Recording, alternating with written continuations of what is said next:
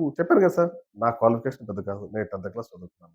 నాకంత నాలెడ్జ్ చదివింది లేదు. 10థ్ అయినప్పటికీ కూడా మీరు ఈరోజు చేస్తున్న టర్నోవర్‌కి చదువు అసలు యాక్చువల్‌గా చూడాలంటే చదువుతున్న చదువులకి, వాళ్ళు చేస్తున్న ఉద్యోగాలకు గాని, ఇప్పుడు చేస్తున్న పనులకు గాని అసలు సంబంధం లేదు కదా సార్! బయట మార్కెట్‌లో. అంతే సార్. అది అవకాశం, అవసరం, అవకాశం. నాకు అవసరం ఉంది.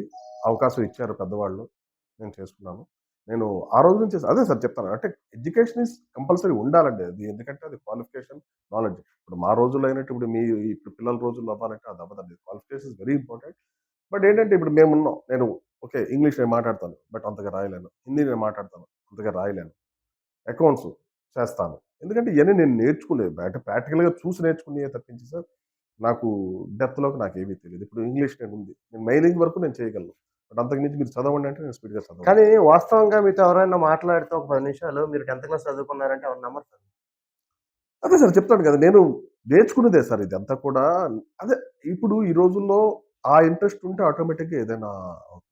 మనకి ఫస్ట్ ఆఫ్ ఆల్ ఇంట్రెస్ట్ ఉంటే ఏది ఇది ఎందుకు చేయలేము? ఇది వాళ్ళు చేసినట్టు నేను నాకు ఈ ఫీల్డ్ తప్పించి నేను బయటకొస్తే నేను జీరో అండి. నేను దేనికి పనికిరాను.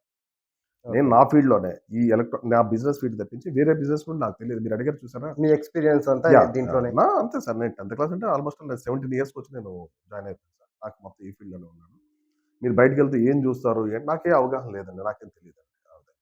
నేను ఏదన్నా నా ప్రొడక్ట్ వరకు నా బట్టలు తప్పించి నేను ఇంకేది కూడా నేను బయటికెళ్ళను.